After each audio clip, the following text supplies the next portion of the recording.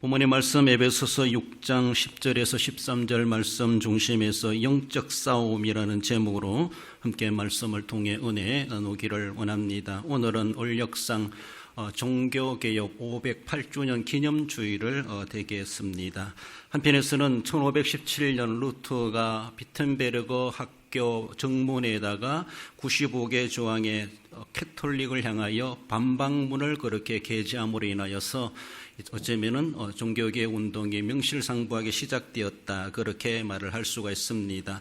한편에서는 루터가 행동한 것이 도화선이 된 것이죠. 이미 주변에 불씨가 많이 준비되어 있었고, 그래서 기름을 부어놓고 우리가 성냥개비 딱 던져놓은 불이 확 붙는 것처럼 어쩌면은 루터도 생각지도 못하게 자기가 이렇게 용기 있는 행동 하나 한 것이 유럽 전역을 어쩌면은 뒤엎은다라고 할 만큼 이미 준비된 불씨에 불이 붙어서 온 유럽 천지에 종교개혁 운동이 일어나게 되고, 단순한 종교적인 운동만이 아니라 이런 사회 운동이 되어가지고 상당한 나라에 많은 경제나 정치에 영향을 미치게 된 그런 종교개혁 운동의 시발점이 된 것, 그래서 벌써 508년이 되었다, 이렇게 보고 있습니다.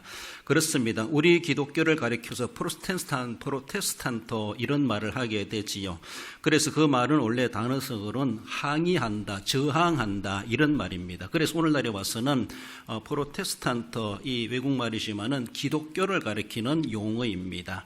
그래서 진정한 개혁교회, 진정한 개혁성도라면은 우리는 프로테스탄토, 즉 거룩한 저항자, 거룩한 우리는 항의하는 자, 이런 의미를 가지고 있습니다. 그저 가만히 있는 것이 아니라 잘못된 것에 대해서는 말할 줄 알고 행동할 줄 알고 부닥칠 줄 알고 저항할 줄 아는 것이 우리 기독교이다라는 이 개혁 정신을 우리는 가지고 있습니다.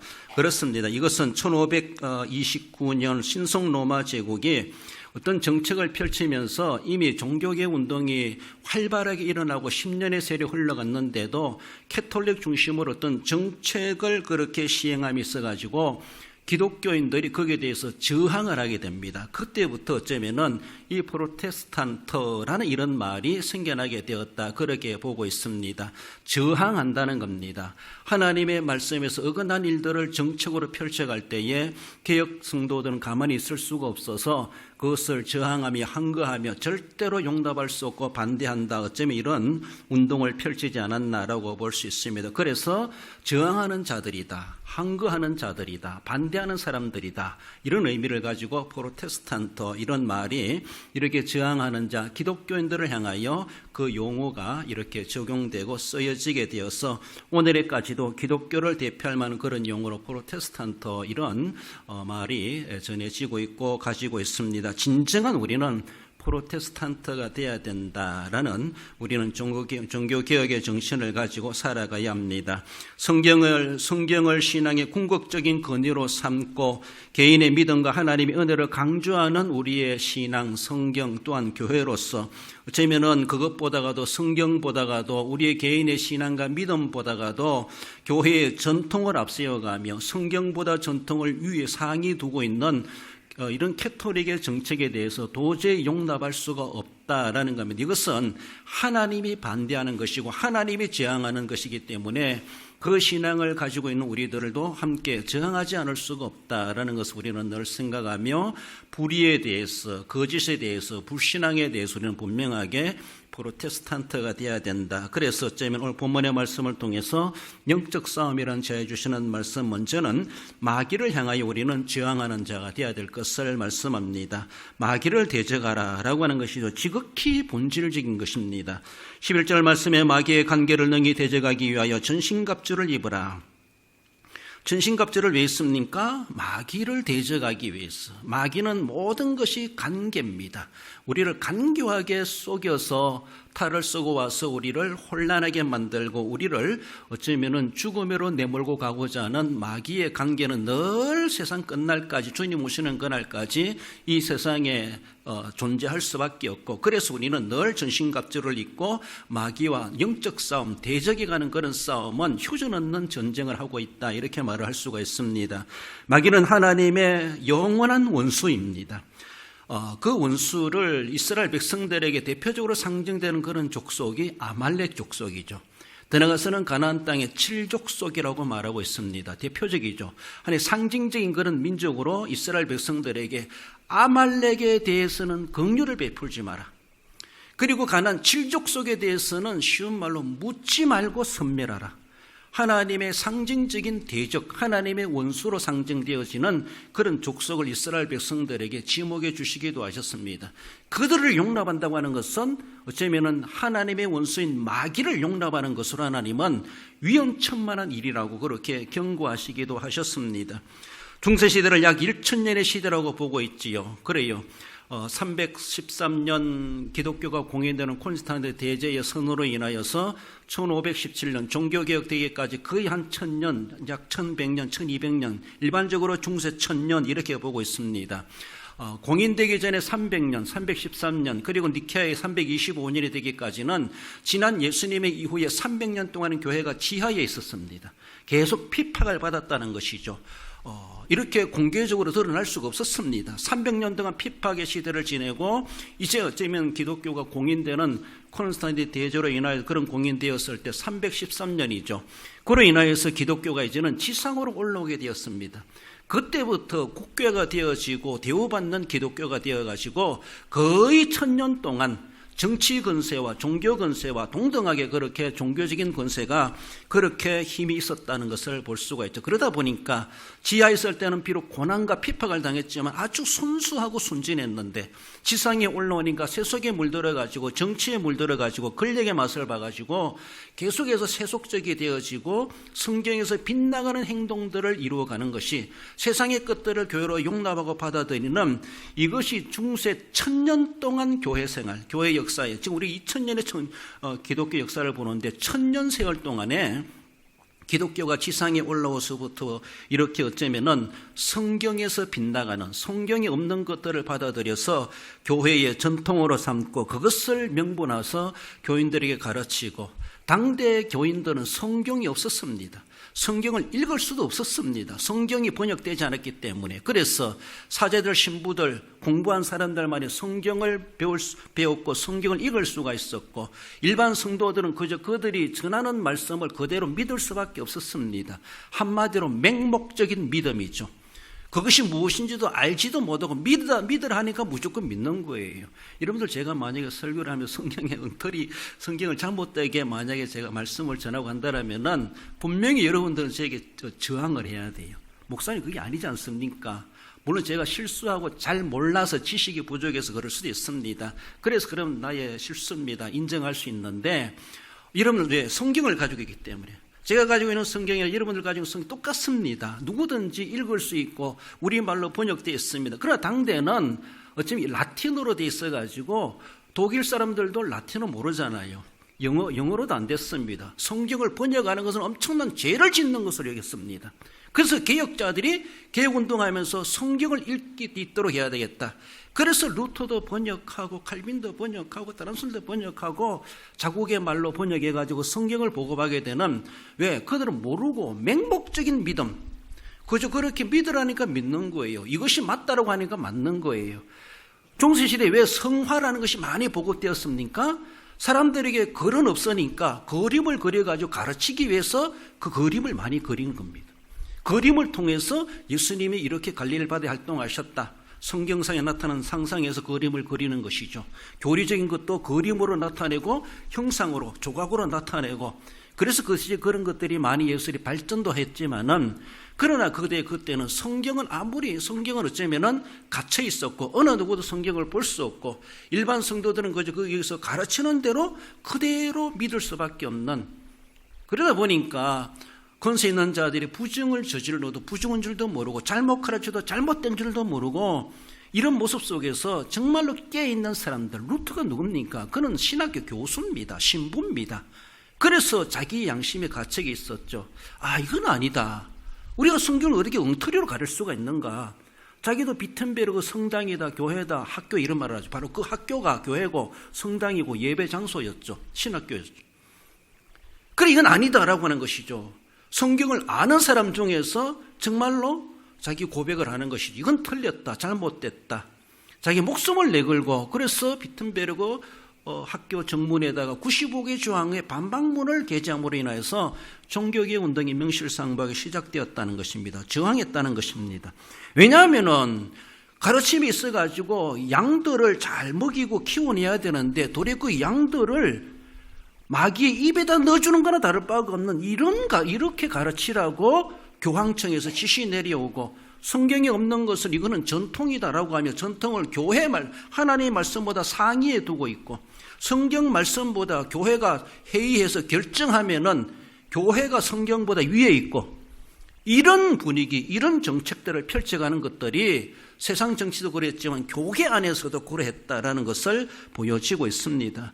그래서 성경으로 돌아가자, 성경대로 믿자, 성경대로 가르치자, 이것이 기독교의 아주 중요한 슬로건 표가 성경으로 돌아가자, 이것이 아닙니까? 왜 그렇습니까? 성경대로 안 하기 때문에 그래요. 성경대로 돌아가자는 게 뭐 잘못됐습니까? 그거는 정말로 저항하는 것이 아니라 우리의 근본적인 본질을 주장하는 겁니다. 그래요. 이런 모습 속에서 우리에게 다가오는 그 마귀라고 하는 것은 정말로 막 뿔이 달리고 휘황찬란하고 무시무시하게 그런 모습으로 우리에게 오는 것이 아니에요. 그렇다면 우리도 지금 마귀구나, 나쁜 놈이구나, 우리 자꾸 분별할 수가 있습니다. 그러나 마귀는 정말 그럴듯한 명분을 가지고 옵니다. 정말 그러네 라고 할 만큼 우리 눈이 쏟고 우리 귀가 쏟고 마음이 혹하도록 그렇게 가장한 천사의 분장으로도 온다는 것을 말씀하지 않습니까? 고린도서 11장 14절에 보면 사탄도 자기를 광명의 천사로 가장하나니, 그러니까 성경을 모르는 성도들은 그렇게 가르치니까 그게 옳은 줄 알아요. 그게 하나님이 좋아하시는 것인지 마귀가 좋아하는 것인지 성도들은 몰라. 그러니까 교회는 그게 전통이고 그렇게 가르치라고 지시가 내려오는 그렇게 가르칠 수밖에 없고, 이래서 어쩌면 사탄도 강명한 천사도 같이 과장하고 오니까 어느 누군들 그게 혹할 수밖에 없죠. 우리가 왜 보이스피싱 이런 데 쏘가 넘어갑니까? 엉뚱한 소리 하면 우리는 딱 압니다. 그러나 엉뚱한 소리가 아니에요. 요새는 AI 가지고 우리 아들, 딸 사진까지 보여주면서 영상통화도 하게 하고 그런다는데 얼마나 위험한지 몰라요. 쏙 넘어간다는 것이, 쏙 쏘가 넘어간다는 것이죠. 영적인 모습에서도 마귀가 우리에게 그렇게 다가오고 있다는 것을 우리는 늘 생각해야 돼요. 정말로 우리가 분별력을 가지지 않는다면 누구든지 솔딱 넘어가기 쉬운 그런 모습이다라는 것이죠. 중세시대에 비성경적이고 인본적이고 세속적이고 편리주의고 물질적이고 상황주의에 빠져가지고 성경은 안중에도 없고 성경에 대해서 문맹인, 성경을 못 읽는 성도들은 그저 맹신할 수밖에 없는 그런 상태였다라는 것이죠. 여러분들, 독재국가에서 일반 국민들, 백성들에게 국민성과 지식 수준을 안 높이려고 하는 것이 뭔지 알아요? 그렇게 해야지, 저 사람들이 세상말 좀 무식해야지 다스리기도 좋고 말도 잘 듣는다는 겁니다. 공부하도록 고학력으로, 그리고 경제성장 해놓고 그들에게 많이 배울 기회 주면은 알 걸 알기 때문에 따진다는 것이죠. 그렇지 않습니까? 그러니까 그런 건세를 맛을 보고 있는 사람들은 백성들을 아주 수준 낮게 만들려고 하는 그런 정책을 펼친다는 것이죠.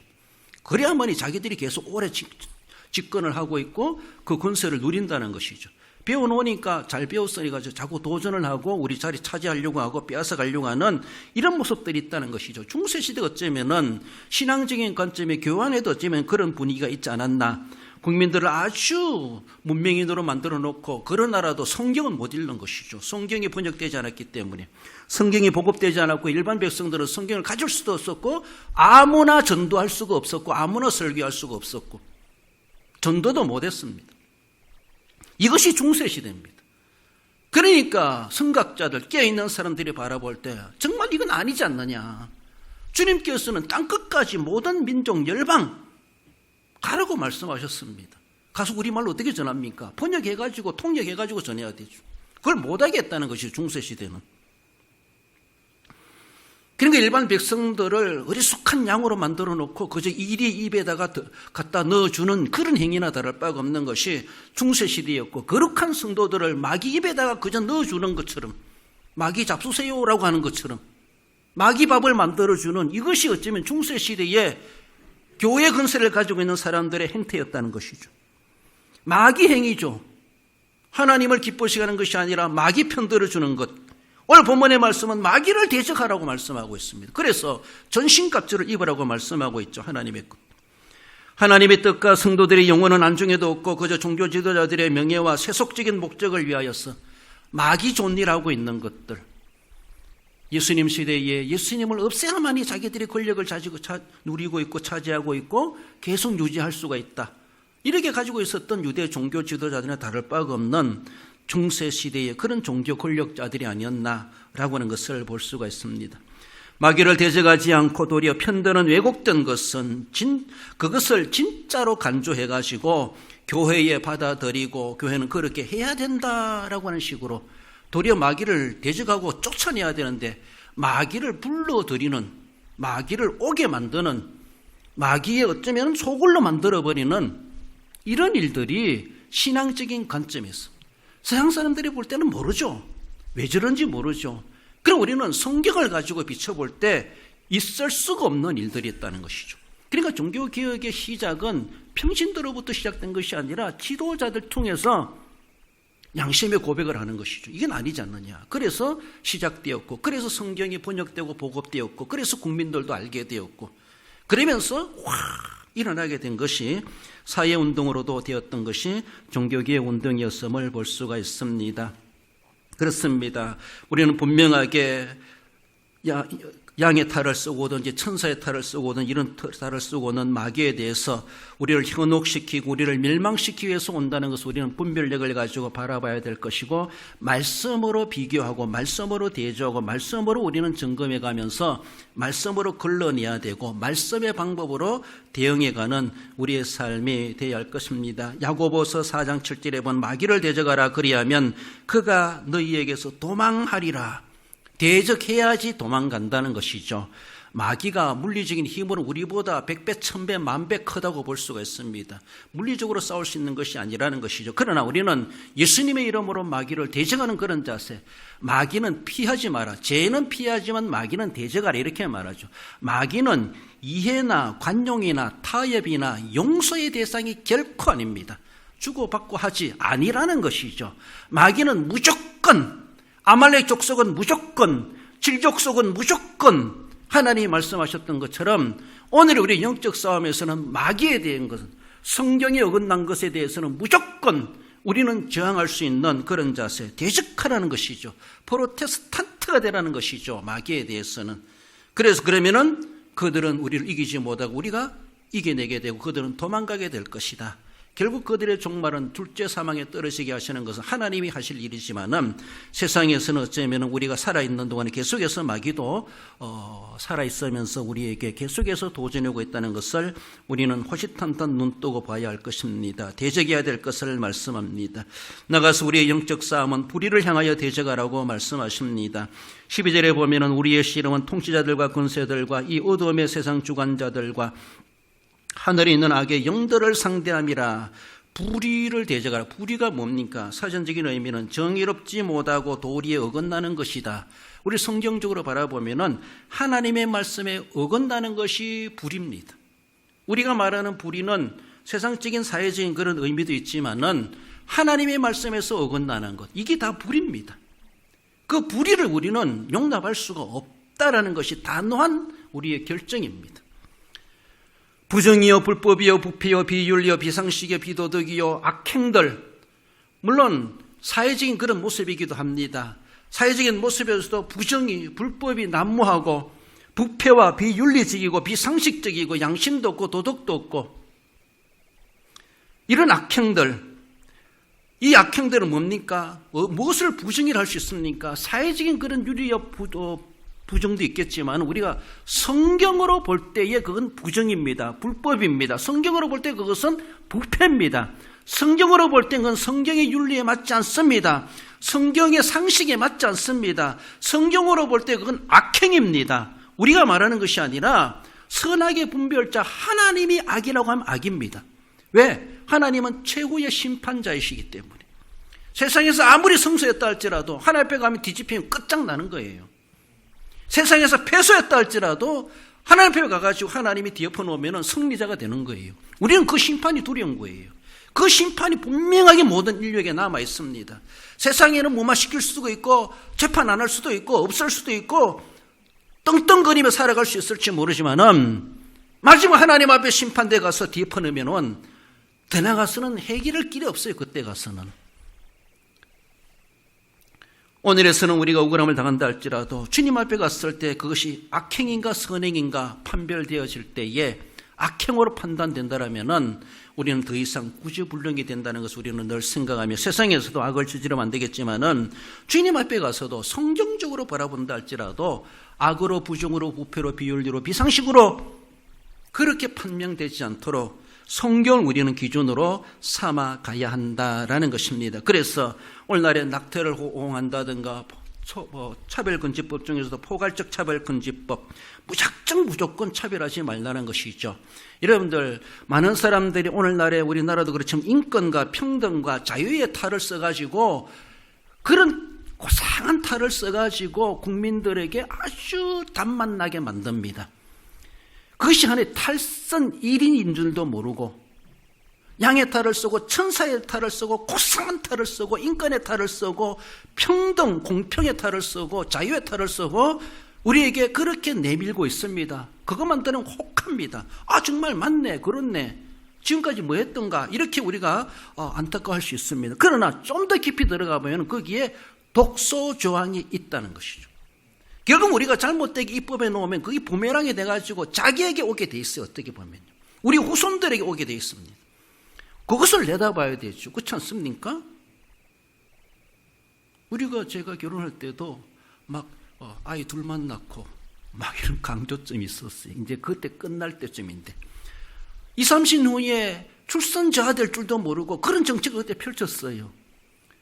내다보지도 못하고 20, 30년도 못 내다보고 그런 정책을 펼치고 돈으로 후원해주며 그렇게 막 중간수술하라고 애기 놓지 말라고 이게 얼마나 무시한 인간들, 물론 앞을 못 내다보는 인간들이죠.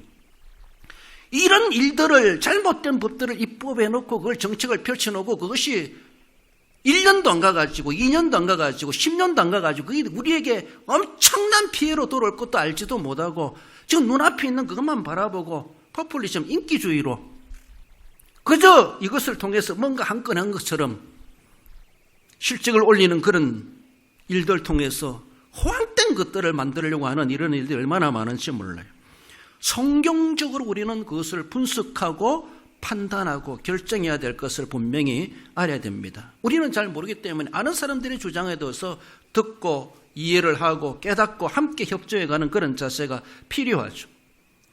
어떤 사람은 포괄적 차별금지법을 옹호하는 기독교인들도 많습니다. 왜 그렇습니까? 하나님은 사랑하라고 말씀하셨는데 우리 기독교는 포용적 기독교인데 종교인데 다 포용해야 되지요. 그래요. 죄인들도 포용해야 됩니다. 성소수자도 포용해야 됩니다. 그렇지만은 하나님의 말씀을 무시해놓고 포용할 수는 없다는 것이죠. 하나님의 공의를 무시해놓고 무조건 사랑하라고 말씀하지 않습니다. 하나님은 죄는 단호하게 처벌하십니다. 하나님은 불의에 대해서는 하나님은 단호하게 거기에 심판을 하십니다. 하나님은 그런 분이십니다. 하나님 우리를 구원도 하시지만 우리를 멸망도 시키신 하나님이십니다. 하나님이 그것이 하나의 언약입니다. 믿으면 천국, 믿지 않으면 지옥이다. 포용적 기독교인이면 기독교 성경이라면 다 지옥 보내지 말고 다 천국 보내야 되지. 그렇지 않습니까? 하나님 보실 때 아닌 것도 있다는 거예요. 그런데 포용적 기독교라고 해서 다 품는다? 그게 무슨 평등입니까? 일 많이 한 사람도 임금을 더 많이 받고 일 적게 한 사람 덜 받는 게 평등이지. 열심히 공부한 사람은 잘 되는 것이 그것이 평등이고 공부 안 하고 계속 논 사람들도 똑같이 대학 들어가고 똑같이 뭔가 잘 살면 그게 되겠습니까?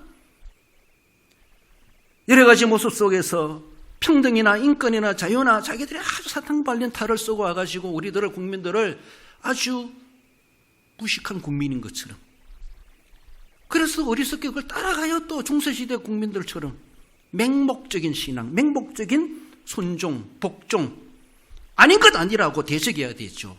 마귀를 대적할 뿐만 아니라 불의를 향하여서도 대적하라고 주님은 그렇게 말씀하십니다. 그 불의는 하나님의 말씀에서 어긋난 것이 불의입니다.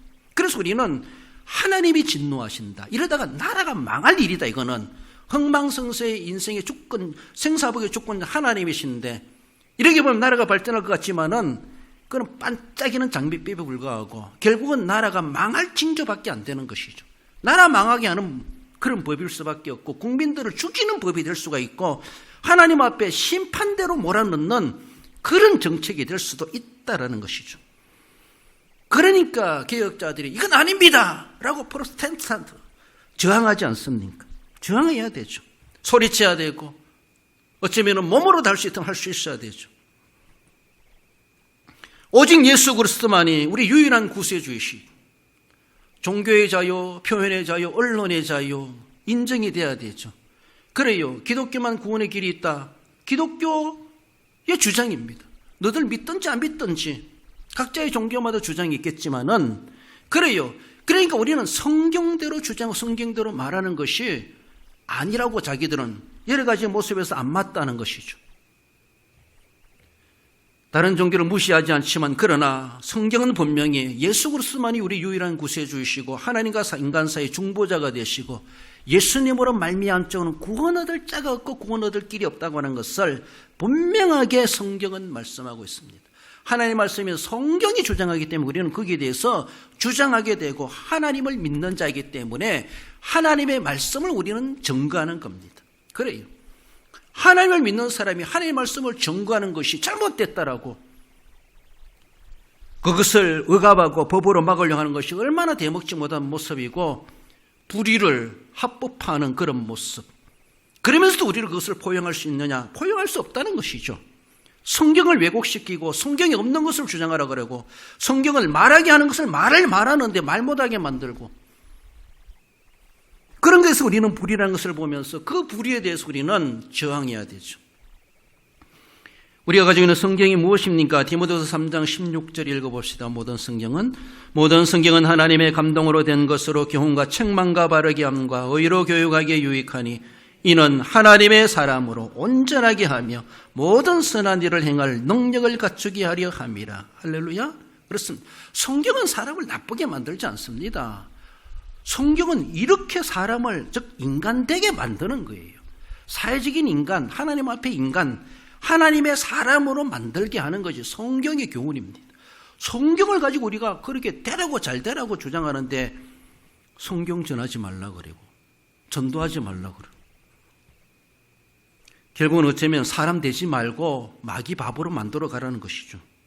얼마나 대먹지 못한 모습인가. 사회적인 모습에서 불의를 대적해야 될 것을 분명히 말씀하십니다. 나가서 마지막으로 영적 싸움은 불신앙을 대적하라고 말씀하고 있습니다. 우리의 신앙적이죠. 13절에 이는 악한 날에 너희가 능히 대적하고 모든 일을 행한 후에 서기 위함이라. 여러분들 아무리 사회적으로 우리가 한글을 하고 또 한다 할지라도 내 믿음 내가 지켜가지 못하면은 나만 손해입니다. 그렇습니다.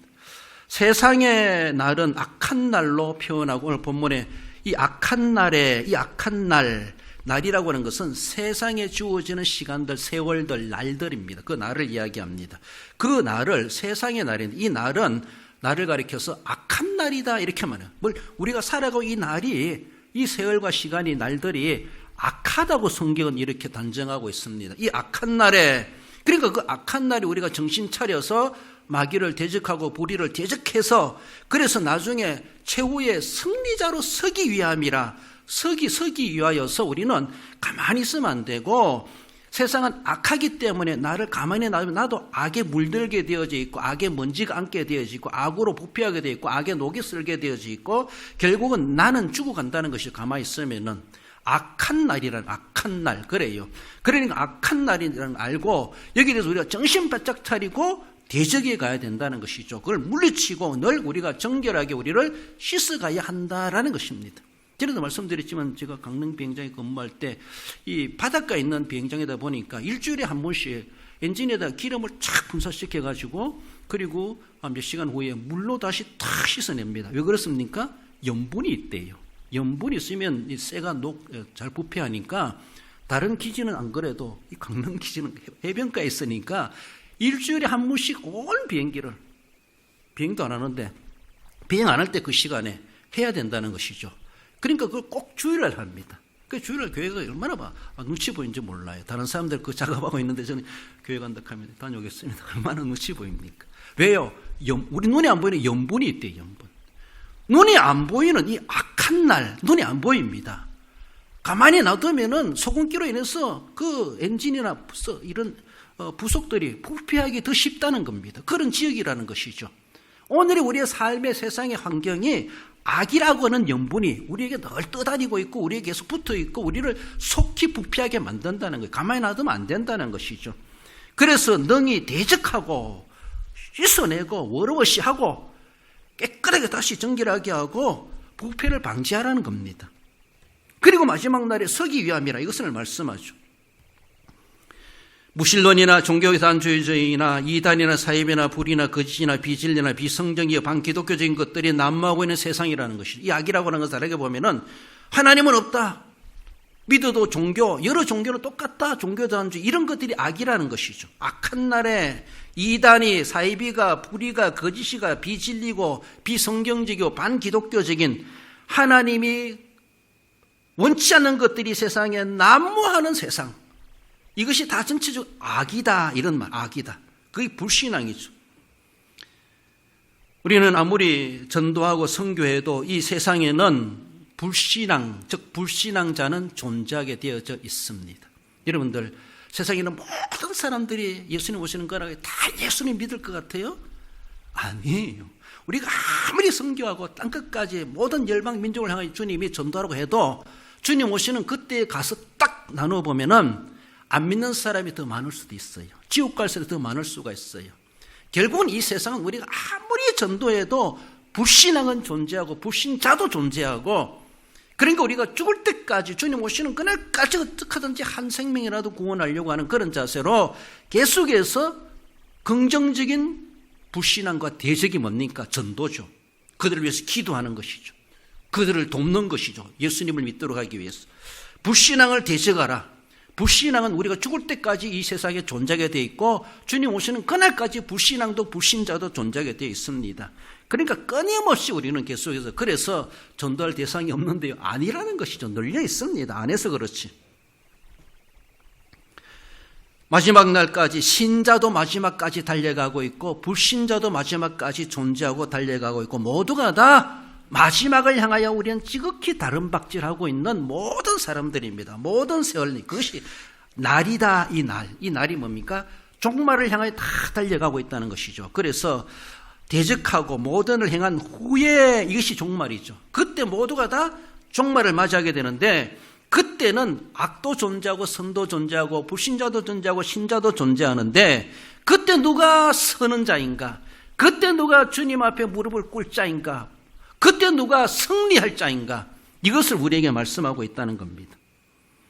그래서 마태복음 24장 13절에서는 그러나 끝까지 견디는 자는 구원을 얻으리라. 주님이 그래서 이런 일들이 세상에 종말의 징조들이 있다. 그러하다 할지라도 사랑이 식어지고 기도도 안 되고 전도도 안 되고 오만 일들이 우리를 힘들게 만든 일들이 있다 할지고 사회적으로 기근과 지진과 전쟁이 난무하고 이기주의화 되어지고 불법이 남하는 그런 일들이 있다. 그러하지만은 그러나 그래도 끝까지 견디는 자는 끝까지 믿음을 지키는 자는 신앙을 지키는 자는 구원을 얻으리라.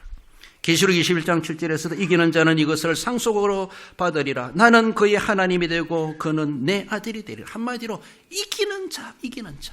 내가 세상을 이기었노라 주님 말씀하시는 것처럼 이렇게 불신앙을 대적해 가는 것. 우리는 그들을 전도 대상으로 삼지만 또 한편에서는 불신앙은 대적해야 됩니다. 불신자는 전도의 대상이지만 불신앙은 대적해야 된다라는 것을 우리는 늘 생각하며 불신앙을 대적하면서 불신자는 전도해야 될 이중적인 면을 가지고 있지만은 그래서 교회는 교회 안의 성도들은 제자화해야 되고 교회 밖에 있는 불신자들은 그들은 전도 복음화해야 되죠. 복음화와 제자화는 교회가 병령해야 될 이중적인 사명이다. 이렇게 말합니다. 그래서 교회 안에 믿는 사람들은 주님의 제자로 만들어가야 되죠. 전도자로 생산적인 자로 만들어가야 되죠. 그러나 세상에 있는 불신자들은 예수님을 믿도록 그래서 교회 안으로 들어오도록 복음화해야 된다는, 복음을 받아들여야 된다. 이런 이중적인 책임과 사명이 있고, 우리 개인적으로 바라볼 때는 우리가 전도 대상자를 전도하면서도 그러나 불신앙은 대적해야 된다. 그리고 불신자는 전도해야 된다. 이런 모습 속에서 혼란이 없이 우리가 불신앙을 대적하고 불신자를 전도해서 진정으로 영적 싸움에서 우리가 서는 자가 되어야 할 것입니다. 고린도전서 1장 18절에 보면 십자가의 도가 멸망하는 자들에게는 미련한 것이요 구원을 받는 우리에게는 하나님의 능력이라. 그렇습니다. 내가 그렇게 미운 사람이 있습니까? 예수님 잘 믿도록 전도해 보세요. 그러면 아주 선한 양이 되겠습니다.